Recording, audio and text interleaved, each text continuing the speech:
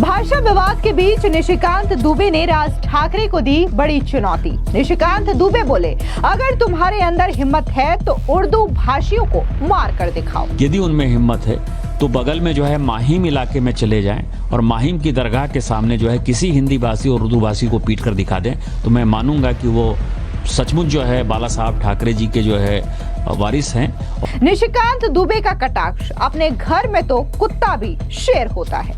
आप जो इस तरह की घटिया हरकत कर रहे हो, और मैंने हमेशा कहा है कि जब अपने घर में हो, महाराष्ट्र में हो, यदि बहुत बड़े बॉस हो तो चलो बिहार, चलो उत्तर प्रदेश, चलो तमिलनाडु, तुमको। निशिकांत दुबे के बयान पर भड़के शरद पवार के एमएलए रोहित पवार। उनको मैं विनती करता हूँ, एक बार महाराष्ट्र आके ये स्टेटमेंट बोल के दिखाओ, फिर आपको पता चलेगा मराठी लोग कैसे इमोशनल है। महाराष्ट्र में हिंदी मराठी को लेकर के जारी टकराव में अब बीजेपी के सांसद निशिकांत दुबे भी कूद पड़े हैं। मुंबई और पुणे में हिंदी भाषियों के साथ मारपीट मामले में निशिकांत दुबे ने राज ठाकरे को सीधी चुनौती दे डाली। उन्होंने हिंदी भाषी लोगों को मारने वालों से कहा कि अपने घर में तो कुत्ता भी शेर होता है।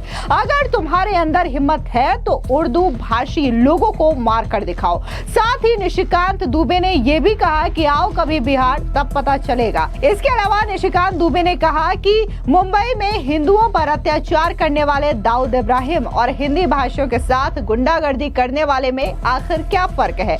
वहीं निशिकांत दुबे के बयान पर अब शरद पवार के विधायक भड़क गए हैं। बता दें, उन्होंने ये कहा कि महाराष्ट्र में बिहार जैसी राजनीति ना करें। दरअसल आपको बता दें कि निशिकांत दुबे ने यह बयान ऐसे समय में दिया है जब हिंदी के विरोध में उद्धव ठाकरे और राज ठाकरे एक साथ एक मंच पर करीब 2 दशक के बाद आए।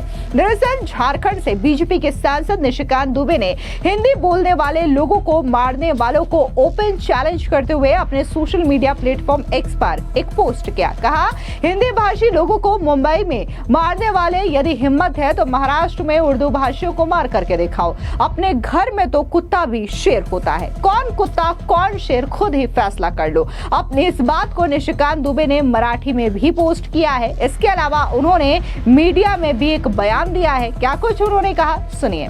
देखिए क्या है कि आप क्या कर रहे हो कि मराठी बोलना होगा।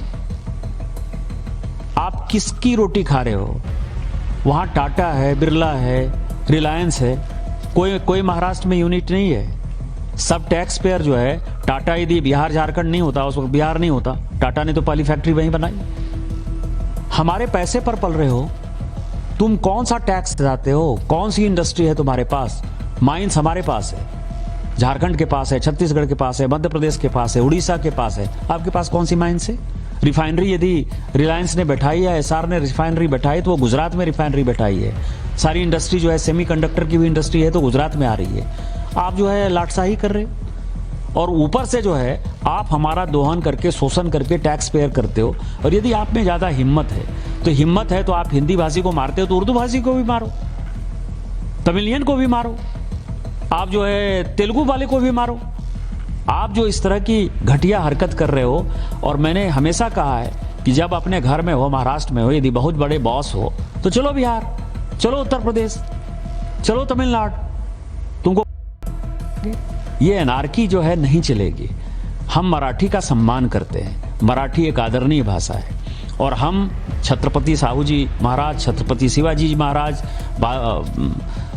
पेशवा, सबका जो है तात्या टोपे से लेके सभी का हम सम्मान करते हैं। उन सबों ने, तिलक हो चाहे लाजपत राय हो, सभी ने जो है आज़ादी के आंदोलन में, गोपाल कृष्ण गोखले हो, सबसे बड़ा योगदान दिया है। हम तो सभी मराठी स्वतंत्रता सेनानियों का सम्मान करते हैं। महाराष्ट्र के स्वतंत्रता में, हमारी भारत की स्वतंत्रता में बहुत बड़ा योगदान है। लेकिन आज जो वोट बैंक की पॉलिटिक्स, बीएमसी का चुनाव होने वाला है और ये उद्धव ठाकरे और राज ठाकरे जो कर रहा है, इससे घटिया कोई काम नहीं हो सकता है और हम इसका प्रतिकार करते हैं। और यदि उनमें हिम्मत है, जो मैंने आपको कहा है, यदि उनमें हिम्मत है तो बगल में जो है माहिम इलाके में चले जाएं और माहिम की दरगाह के सामने जो है किसी हिंदी भाषी और उर्दू भाषी को पीट कर दिखा दें तो मैं मानूंगा कि वो सचमुच जो है बाला साहब ठाकरे जी के जो है वारिस हैं और बाला साहब ठाकरे जी के सिद्धांतों पर चल रहे हैं। आपको बता दें कि इससे पहले निशिकांत दुबे ने एक और सोशल मीडिया पर पोस्ट किया था, जहां पर भाषा को लेकर के चल रही राजनीतिक मुद्दे को उन्होंने कश्मीरी पंडितों की स्थिति से जोड़ते हुए ये कहा कि मुंबई में शिवसेना, मनसे के राज ठाकरे और एनसीपी के पवार साहब और कश्मीर में कश्मीरी हिंदुओं को भगाने वाले सलाउद्दीन और मौलाना मसूद अजहर और मुंबई में हिंदुओं पर अत्याचार करने वाले दाऊद इब्राहिम, इन सब के बीच में आखिर क्या फर्क है? एक ने हिंदू न होने के कारण अत्याचार किया और दूसरे अब हिंदी बोलने के कारण अत्याचार कर रहे हैं। आपको बता दें कि निशिकांत दुबे के इस बयान को लेकर के सियासी घमासान शुरू हो चुका है,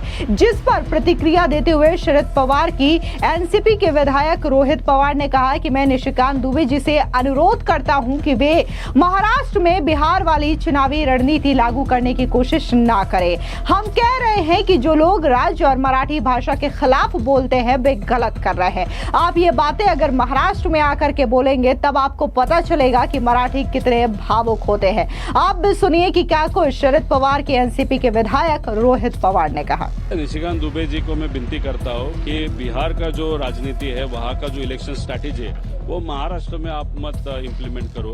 आप कहा तो भी बिहार का इलेक्शन, वेस्ट बंगाल का इलेक्शन ध्यान में रखते हुए महाराष्ट्र की जो इक्वालिटी है वो कहाँ पे तो डिस्टर्ब आप कर रहे हो। दूसरी बात, हम जो बोलते हैं मराठी मानुस कौन है? जो महाराष्ट्र में जन्म लेता है, वो गुजराती हो सकता है, वो राजस्थान से हो सकता है, वो साउथ से हो सकता है, नॉर्थ से हो सकता है, लेकिन यहाँ पे जन्म लेने के बाद मराठी के बारे में आदर होना चाहिए, महाराष्ट्र के बारे में आदर होना चाहिए।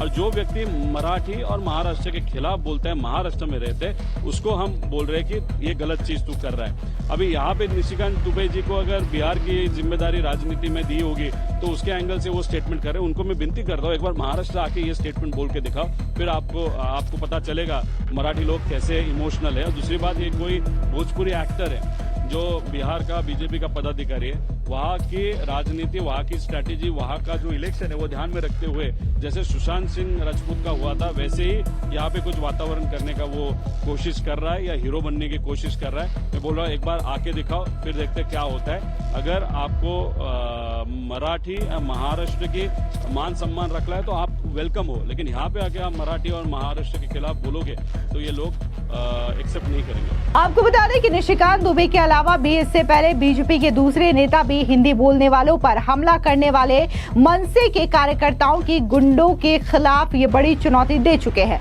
मंत्री नीतीश राणे ने उर्दू बोलने वालों से हिंदी बुलवाने के लिए कहा था। यही नहीं, उन्होंने ठाकरे ब्रदर्स पर हिंदू समाज को बांटने का भी आरोप लगाया था। इससे पहले आपको याद दिला दें कि बीजेपी पार्टी के नेता दिनेश लाल निरहुआ, जो कि भोजपुरी के सुपरस्टार भी हैं, उन्होंने भी बकायदा ठाकरे ब्रदर्स को खुली चेतावनी देते हुए कहा कि मैं महाराष्ट्र में रहता हूं, जाता हूं, मैं मराठी नहीं बोलता हूं, मैं हिंदी बोलता हूं और दम है तो मुझे महाराष्ट्र से हटा करके राज ठाकरे दिखा दे।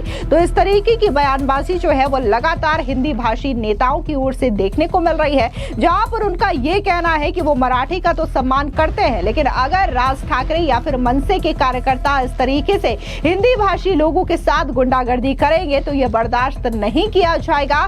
आप मराठी से प्रेम करते हैं करें, लेकिन हिंदी भाषी लोगों और हिंदी भाषा को लेकर के इस तरीके की नफरत या फिर गुंडागर्दी कतई बर्दाश्त नहीं की जाएगी। आपको बता दें, जिस तरीके से पिछले 2 दशक के बाद ठाकरे ब्रदर्स एक साथ एक मंच पर आते हैं, मराठी विजय रैली को संबोधित करते हैं और ये कहते हैं कि अगर मराठी भाषा की अस्मिता के लिए गुंडागर्दी करने पर, लोगों को समझाने पर लोग ये कहते हैं कि वो गुंडागर्दी कर रहे हैं, तो हम गुंडा कहलाने के लिए भी तैयार है, हमें इससे कोई आपत्ति नहीं है। जहां पर ठाकरे ब्रदर्स ने इस रैली को विजय रैली कह के संबोधित किया, तो वहीं दूसरी ओर महाराष्ट्र के मुख्यमंत्री देवेंद्र फडणवीस ने इसे रुदाली सभा भी कहा है, जिसके बाद से ही शिवसेना यूबीटी लगातार बौखलाई हुई है। फिलहाल इस पूरी खबर पर आपकी क्या राय है, कमेंट सेक्शन में जरूर बताएं। धन्यवाद।